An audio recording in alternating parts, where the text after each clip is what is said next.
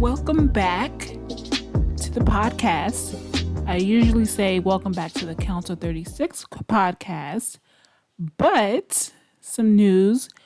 We have renamed the podcast. I'm really excited. I liked saying welcome back to Council 36 podcast, but I decided let's give it an official name. So, drum roll please. The new name of the podcast is We the Union. I love that name. I love it. It's a play, of course, on We the People, but I love it and I think it fits us well. So welcome back, or welcome to We the Union, a podcast by AFSCME District Council 36. So before we get to the interview, I just want to give a huge shout out to all of the AFSCME members, all of the union members who worked so hard to get the American Rescue Plan passed. I know it took a long time to get any sort of aid passed for our cities, our states, our communities who really, really needed it. So shout out to all of you who made calls, letters to get this plan passed. And I know it's very vital. So we appreciate your help with all of that. And now let's get to the interview. All right. So it's Social Workers Month, where we, appreciate all the social workers in our lives. And I have a panel here today to discuss, social work and each of your jobs. So can each of you go ahead and introduce yourselves? Hi, I'm Steve Dobbs. I am a social worker and social work supervisor for Los Angeles County Department of Mental Health and a member of Local 3511. My name's Erin Wurtenberg. I'm a licensed clinical social worker working as a psych social worker too at Twin Towers. Hi, my name is Marina Martin, and I am a president of AFSCME Local 3511. I am also a social worker and a social work supervisor, and I work for Los Angeles County Department of Mental Health at San Fernando Mental Health Clinic. Hi, and I'm Patricia Stewart Nolan, and I'm a retired clinical social worker, and I have worked in the fields of health as well as mental health for Los Angeles County, as well as some private hospitals. All right.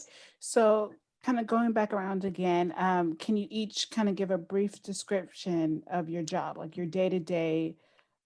Well, currently I'm on a position that is half departmental and half union, a mental health transformation advocate. And, I spend a couple of days in the clinics in the area that I work, which is West LA, and I try to connect with the workforce, people doing the frontline work, seeing, what's going on, what do they need, what do they want to know about, issues that they have. And I take those back to human resources in the department and let them know what's going on in the workforce. And there's some other things we're doing. We give certain presentations we're working on and, trying to implement just culture in the Department of Mental Health to have more of a dialogue between management and workers about what's going on and how to make things work better. So as I said, I'm at Twin Towers Correctional Facility, and we are on the front lines there seeing inmates who need some mental health support. So my clients are those with severe and persistent mental illness. And, it is the largest mental health institution in the United States. So it's quite a population. We see a lot of people, and I'm mostly doing assessments and crisis response or crisis management. And then, of course, we're trying our best to offer quality mental health care and treatment in a very fast-paced, chaotic environment. So I see clients weekly, and some of my clients I see monthly, and just try as hard as I can to humanize these folks who are often looked at as mere booking numbers. So that's what I do. Okay, I have a few jobs that I do. my first job, of course, is a social worker. No matter what my other titles and other responsibilities, I am first and foremost a social worker. And with that, I help people who may be vulnerable or who trust us, who need help and trust us to provide the help for them. In addition, I'm currently a social work supervisor at the clinic, and that means that I have few social workers and medical caseworkers that report to me, and I help them with difficult cases, and I provide them with assist and coaching and advocating for clients. And of course, I have to also, in my job as a supervisor, make sure that the job that they do is done to the best of their ability and high quality. I also work after hours sometimes for the same Department of Mental Health, and do crisis intervention, going to people's homes, to the emergency rooms, to the streets, wherever there's a need. And myself and my partner would go out and see people wherever they are and provide them with crisis intervention, some support. We interview the client and the whole family. We work with the entire family unit and provide them with safety and sometimes, additional resources, and make the crisis, I can't say go away, but maybe make it better in a moment. And finally, I function as a president of AFSCME Local 3511. And currently I'm retired, but I would like to add that as a supervisor, one of the things that we also do is we supervise, excuse me, the people who have their master's degree but are needing to become licensed by the state. And so the social workers have to have 2 years post-master's degree of clinical supervision. So the supervisors do that. We do that individually, and we also usually meet with our supervisees in a groups additionally. And I just would like to point out, although I know we're focusing very much today on mental health, social workers are trained really to look at the whole person. So we're looking at the physical well-being as well as the mental health of the person.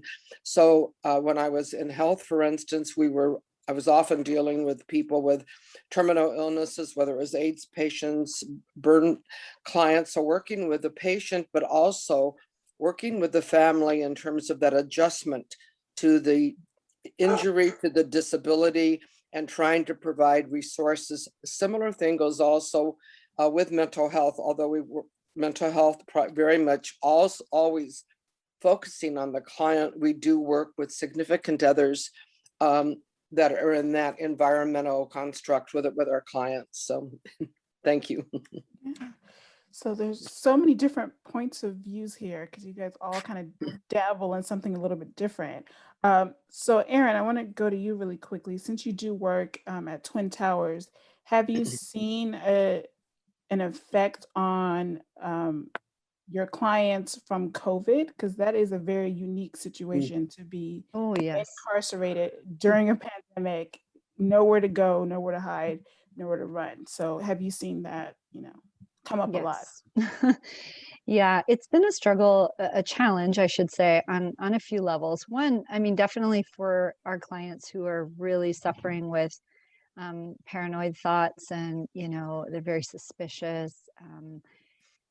We've had to, when we come to their cell to see them and we're wearing masks, of course they're like, what is this? Why are you doing this? Now that we'll be offering soon, very excited about this, the vaccine, trying to do education as well, and saying, it's not the government trying to, spy on you through cameras and this, whatever it may be. And so really trying to put them at ease, that has been a real challenge.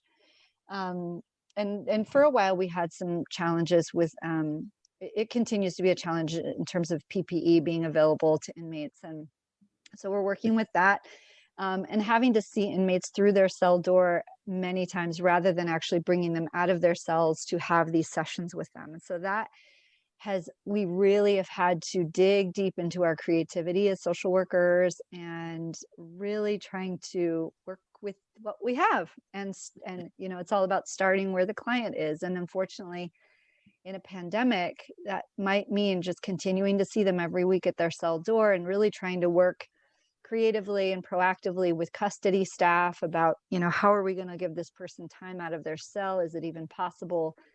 So it's been a challenge, but I think what it's shown all of us is that we have been able to be very resilient in a time of crisis, very creative, just kind of pulling, whatever we can out of our back pocket. And it's interesting. I mean, graduate school doesn't train you for how to do this in the midst of a pandemic, but it does train you for here's how we do with what we have, and so I'm really proud of myself and my colleagues that have been continuing to show up and do the work and really being present for our clients. I mean, there's so many different ways that the pandemic has impacted our work and continues to, but I'm so excited that a vaccine is going to be coming to Twin Towers soon. Yes, that is good to hear. That's Yeah. very good to hear. Marina, I do want to ask you about the crisis team that you're on. It's kind of been a large part of conversations recently about, reducing police involvement in certain calls and having teams like yours set up.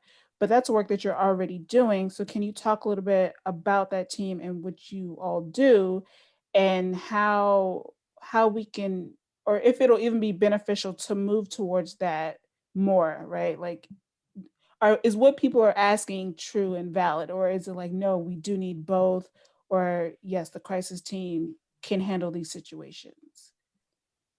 Well, we have a lot of crisis teams that are available through the Department of Mental Health. And like one of my colleagues said, LA County Department of Mental Health is the largest one in the county.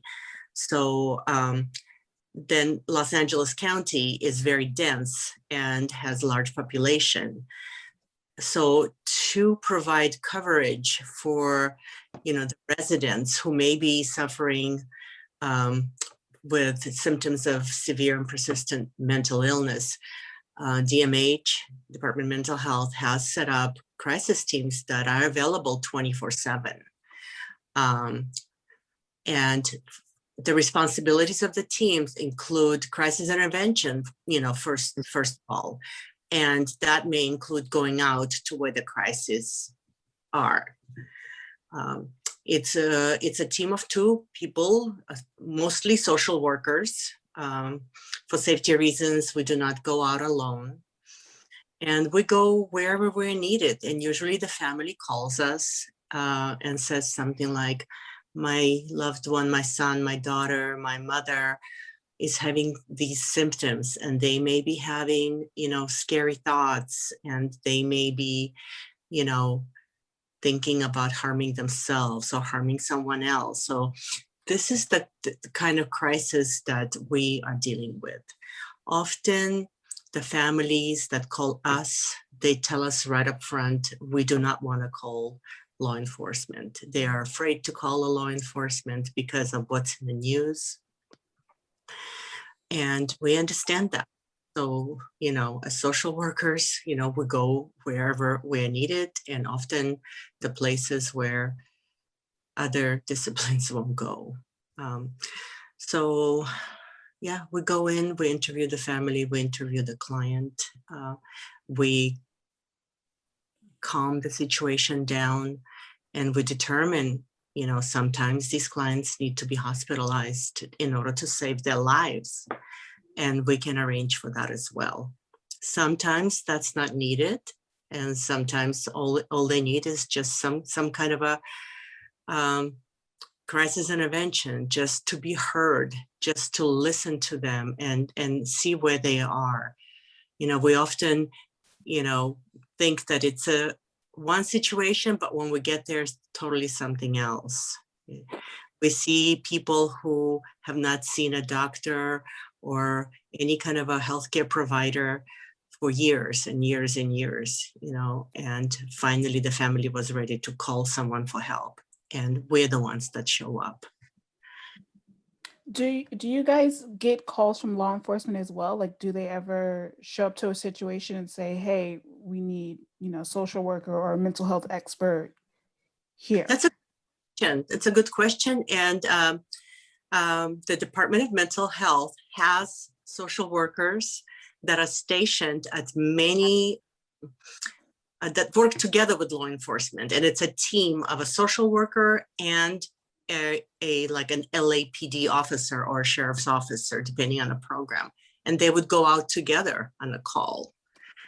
Unfortunately, we don't have very many teams like that. They're more specialized, maybe for patients who are maybe a little bit more violent because of their delusions and hallucinations and paranoia. So the law enforcement together with the mental health clinician will respond to deal with the situation. That's good to know. I don't think that that is talked about enough or publicized enough, because I feel like in the back of my mind, I knew that they had, you know, these teams that would go out to these situations. But, you know, you have like 911, you know that number, right? But if you need like a mental health like intervention or expert, I don't know the number for that, right? So I feel And like, you know, you know, yeah, that's a good question, and it's a good observation, because people have said that, you know, how do I find you? Okay, and lately the answer that I'm getting is like, I googled you, and there you were. Now, if you drive a lot around LA, you would notice a lot of billboards, you know, promoting, you know, mental health and treatment, and, you know, call for mental health support, 1-800-854-7771. They will answer 24/7, even if you don't need a team, even if you just need to consult with someone, a live person on the phone about, you know, what's going on that's maybe related to mental health, or you don't know what to do. Somebody will always answer the phone and you can talk to them. And that's what people are learning to do. They're Googling us and have a lot of promotions that are going on. Dr. Sharon, our director of the Department of Mental Health, he is doing different virtual events to promote the importance of mental health. Unfortunately, with COVID, we didn't have any live events last year. We've had some virtual events, but you know, hopefully, you know, after the summer and later this year, we can restart and continue promoting the importance of mental health treatment. I just want to add to that. I think the events, you know, what our director's doing, the billboards, things like that, are a big help in reducing a lot of the stigma around mental health. I think people are starting to think, you know, let's reach out to mental health before we call the police, and that's more acceptable now. And it's been a big effort, but, you know, I really appreciate what the department and our director has done in that area and is continuing to try to do to reduce the stigma. yeah, that's a good segue into kind of like my next question is, how far have we come as far as the stigma around mental health, right? And then how much more can we do, right? Like how better can we be? I'll open that up to all of you.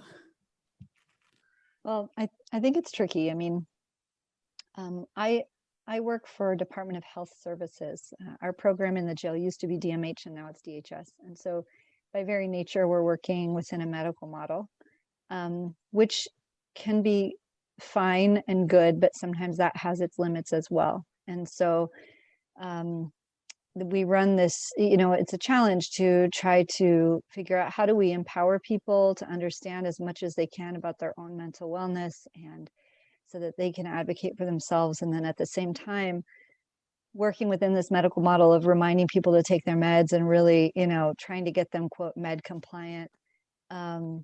it's an ongoing challenge. And I know that different people have different opinions about diagnoses themselves, and whether or not the DSM is the be all end all of everything. And in other cultures, sometimes certain what we would call a mental illness or a presentation of a mental illness might be considered being closer to godliness or holiness. And so I think that as social workers, we're in a unique position to not only educate our clients about what's going on with their brains and how, maybe they're not neurotypical, but here's how you can cope and function in life and still have a life.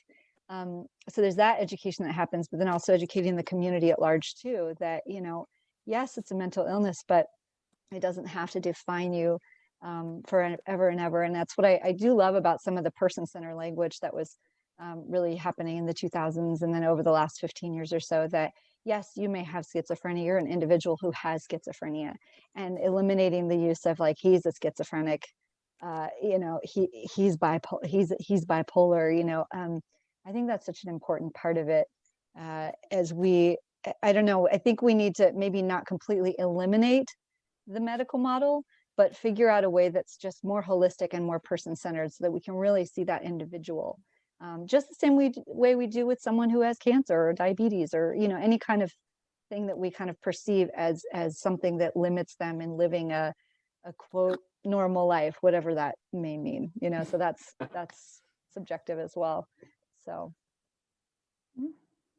Nicely stated. Thank you. Yes.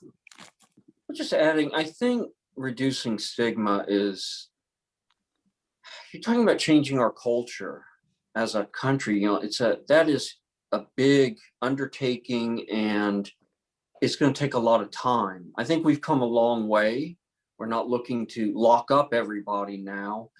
And I think too, having more discussions, I know even my daughter's a school teacher and she's had discussions with her students and, high school students about mental health. And, this is getting talked about and there's these billboards up and there's dialogue and more treatment and outreach methods that are respectful of the communities and the cultures that we're going into.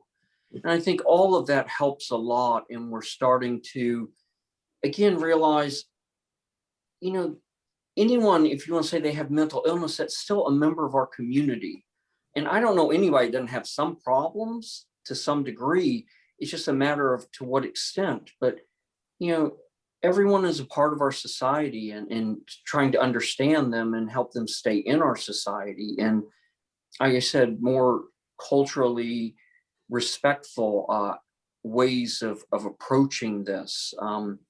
It's, I guess, being done on so many areas, and it's a big undertaking, but I think we're making good progress with reducing stigma. Yeah, I would just like to add, I think it's better than it was, but I think also one of the advantages for us as social workers, as opposed to just doing talk therapy, we really also engage with people in providing concrete resources and help so that people see that, and especially I think for more of our marginalized communities where they're apprehensive of any entity that represents government, whether it's intrusion or reporting, and that that's not what we're about. We're really trying to help people, whether it's finding housing, food, medical help, mental health, whatever. So I think the more that people realize that and talk about, let's just say even with social work in broader terms, because that's really who we are, that also helps to reduce some of the stigma that when I really am in trouble, there is a place, there's someone I can call or an office I can call to try to get some help, or as Marina said, consultation. And what do I do now? Where can I go? So I think all of those things help, and if we can also be seen as resources for the community. Yes, and finally, thank you, colleagues, for clarifying this. And I just want to add a little bit that to reduce stigma, we need to continue educating families and individuals and a society as whole. It's a job, and it's an ongoing job, and it's constant effort. Yes. People with mental illness used to be viewed as, fringes of the society. They were dismissed. They were locked up at the time for months and sometimes years. They were asylums and people were just thrown away. Right. As social workers, every day remind others who may say some, negative things about, this particular individual has mental illness. So, what are you going to do about it? Well, people with mental illness have rights and they're humans and they have just as much rights as you do or I do. And we need to be respectful and we need to know what those rights are. And we need to keep people healthy and not lock them up. We don't do that anymore. The other thing I want to add, beyond just the rights, I think oftentimes people think people with mental illness don't have abilities, and that's really not true. So I think one of our tasks also, and I really have to credit the department and Dr. Sharon, providing some jobs for many of our people who have been clients or previous consumers, because these are usually very, very talented people that have a lot to offer society. So I think the more that we can do that and people can say, gee, I'm a result of the system, or I'm part of the system, that also helps a great deal to help destigmatize. When you realize that, for instance, just a lot of people, we've known some of the movie stars and so forth who are bipolar, but very talented artists, very talented in very creative ways. And for more people who have experienced mental illness, but are working through it to come out, as many have done, I think that also helps to destigmatize mental illness. Yeah, I think you definitely see a lot more celebrities these days who are Yeah. openly talking about it. And I think that definitely will help, just constantly having conversations, constantly, making people aware it will definitely help. I think that's how we've come this far. And I think that'll definitely, help us continue to go in the right direction. So can you all talk about kind of the importance of what you do of social work? I think we hear about, like therapists or psychiatrists or psychologists, but people may have like a specific, definition of a social worker. Can you guys kind of talk about, how important you guys are to our communities? Well, just the field is so broad. And I just want to add and put in that very often people don't identify as social workers. We know people who are doing some wonderful things. And I just want to point out, I don't know if people are aware that Congresswoman Barbara Lee from Oakland is a social worker by training. Karen Bass, who happens to be my Congresswoman representative, is a social worker. Joe Biden's daughter is a social worker. And also, if anyone is old enough and likes FDR's New Deal, the person that got that going was Harry Hopkins, social worker. So these people don't wear social worker on their sleeves, but I think the field is so broad because social workers are every place, and I would like to see us even in more places. Other countries seem to do a better job of recognizing some of our skill sets, and I'm thinking specifically at this point of the UK, especially with the elderly and infirm. The social workers continually visit homes and so forth. And we tend to think, oh my gosh, we're really in trouble, where that's not necessarily so. So I think that I think one of the unique things for us social workers, opposed to psychiatry, psychology, etc., is the concrete services and support that we do provide. And I think that's one of the unique things that we focus on, not just the emotional, psychological, but also, I know, true story, someone coming into the emergency room and they're thinking, oh my goodness, this person is psychotic and so forth and so on. And social worker came in and said, you know what, this guy hasn't eaten in a couple of days. I think he needs a meal. So, I mean, some very concrete things. So by our training, we tend to kind of go there first before we escalate into some major catastrophe. Let's take care of the basics first and then move on. And that's just, I think, part of the social work training is looking at the entire person, which means that person within that family structure, or if there is no family structure, what's going on in that community, the housing. So it's a total package. Patricia, I love what you're sharing because I feel like what motivates us to take this holistic approach is really rooted in that value of recognizing the dignity and the worth of the individual.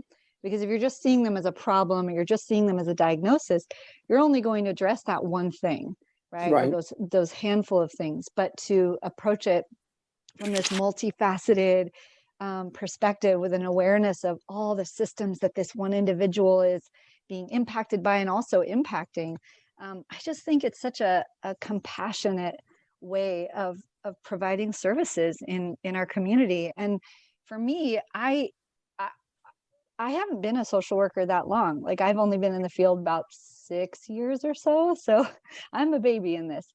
And when I wanted to become a social worker, that was back, I honestly thought social workers only take people's kids away. Like I had no, because I lived in such a privileged, white passing existence, basically, I never had any contact with anything like that. And so when I was in my own time of crisis and met with a social worker at Children's Hospital and realized, holy moly, wow, like this is amazing. This is what I want to do.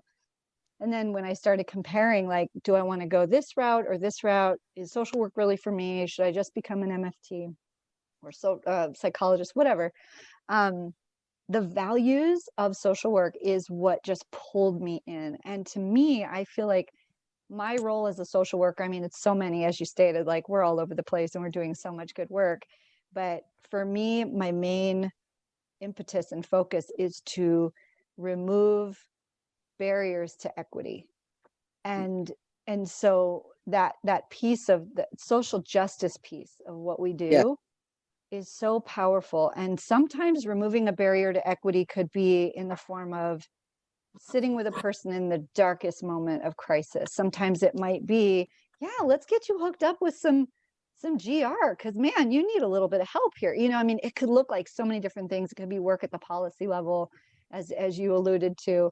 And I think so much of what we do in the community, as you said, it is a little bit behind the scenes. It is a little bit in the undercurrent of our society. And I would love to see more folks become more educated and aware of what we do. Not so that we can be like, oh, we're superheroes, nothing like that, but just so people know that we're here and that this is what we do. We're about a more equitable and just society. It's so beautifully stated there, and thank you. Yes, absolutely.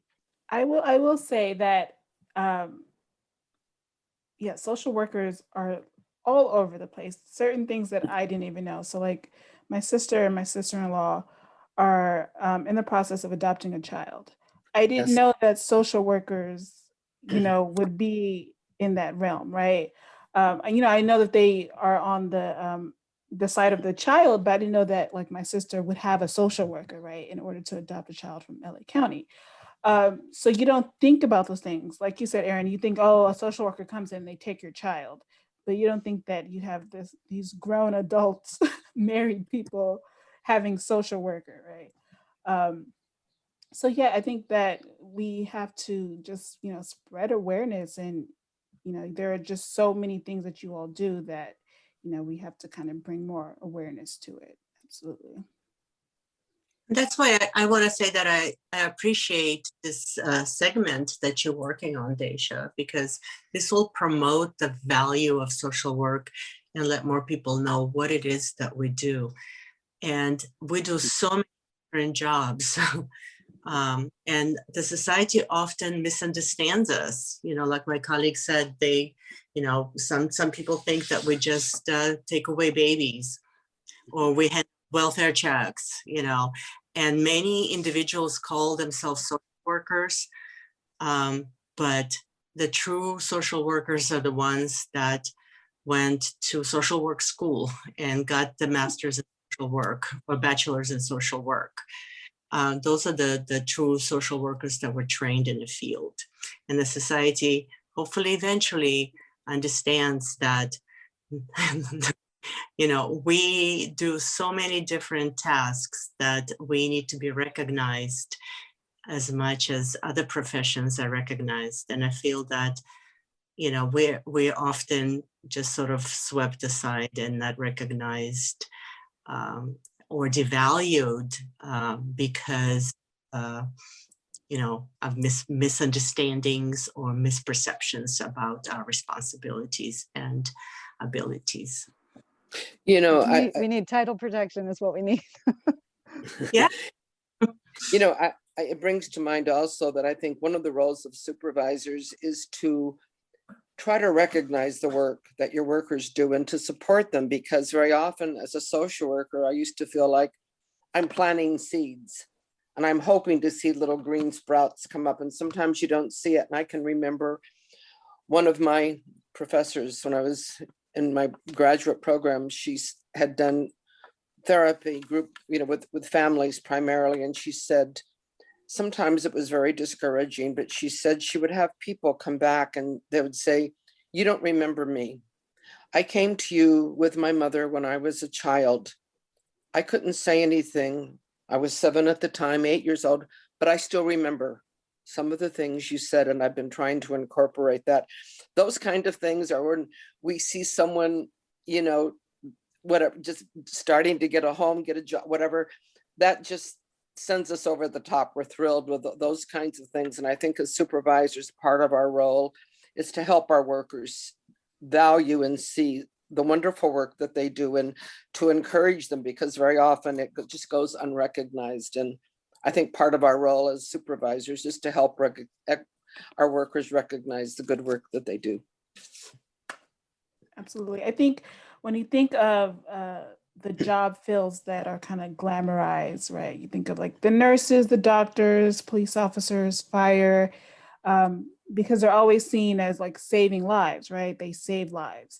But you all do the same thing, right? But because you're helping people like mentally, and you're not pulling somebody out of a fire, they don't often see that or think about that. And that's an important, like, you guys do save lives, right? If somebody's in a mental crisis, you guys can come in, and even if it's just a brief conversation, you can completely change that person's life. And that's important. Yes, and I think we do see ourselves as healers. And I would like to recount, I don't know if anyone has access to the news. In this past year, New Zealand, the country of New Zealand, did kind of an overall study of their workforce and pay equity. Long story short, after a couple of years of research, they looked at this home social work series, the total area of social work. At the end of it, they decided that the skill set that the social workers use, they gave them a pay raise of 30%, 15 over 2-year period. The social workers cried when they heard it, not because of the money. The response overall from the social workers, someone finally recognizes some of the skills, so that oftentimes you've had to remove a child, but you still get to work with that family. That's not easy. They're angry at you. Not everyone can do this, or it just in some of the mental health component too. You had me hospitalized. I'm really mad at you. I didn't, whatever. You still work with that person and you calm them down and you work through a lot of these issues. So what the New Zealand group had done, they realized that that's a specific skill set that not everyone has. And part of that is the training. So I just bring that up. And for social workers, it's a calling. By and large, it's a calling to do. It's clearly it's not for the money, but the rewards that are wonderful when they do happen. When you can help a person, when you've helped heal someone, change a life, there's nothing that can compare to that. Nothing. All right. My last question for you guys, it is Social Worker Appreciation Month. For those of us who are not social workers, what can we do for you all, right? Like, how can we show our appreciation to you, or just to help uplift you guys in our communities and in society? Bring all the chocolate. Bring us treats. Just bring us all the donuts and treats, please. No, I'm kidding. I'll make note of that. Well, I think even what you're doing right now is, I've never known of this to happen before. So this is for me like, wow, a major shot in the arm, personally, professionally, and for the profession. So thank you for that. And I think if more people would talk about us and the help that we've been able to provide would go a long way. So first of all, I want to thank you for doing this today. Yes, Of thank you. course. No problem. I'd say, I just want to put out that I like what you said there, Pat, and it seems that we almost follow a parallel process with the stigma of mental illness. Yes. Like people don't know anything about us. They don't know what we do. They have their stereotypes of us and it's negative. And she said, the more I think if as people understand who we are, what we do, why we're doing it, and the broad range of that, and become more known. I mean, that's what I want. I think then we would be appreciated and able to do even more work to help society. Yes. All right. Well, thank you all so much for joining me. I appreciate you guys taking time out of your busy days to join us and talk about what you all do. I think what you guys do is amazing, and I hope that we can start to bring more awareness to it and, actually make Social Worker Appreciation Month an appreciation month, right? So Thank you. guys. Thank you, Deja. Thank you so much. Thank you. We Thank appreciate you. your efforts. Thank you. Really do. Thank you so much for listening to We the Union. I appreciate you taking the time to listen to it. This interview was so great, and I think that a lot of people can benefit from this. And I just want to reiterate really quickly the numbers that were mentioned. So if you are having, or you or somebody you know is having a mental health crisis, the number for the crisis team is 1-800-854-7771 if you live in LA County. And if you live in Orange County, they have a crisis team of their own, and you can call 866-830-6011. So do not hesitate to call either one of those numbers if you need help. And I hope we can continue the conversation about mental health in this country because it's very needed. Shout out to all the social workers out there who are helping so many people in need. Happy Social Worker Appreciation Month. And I just want to say that I will see you next time.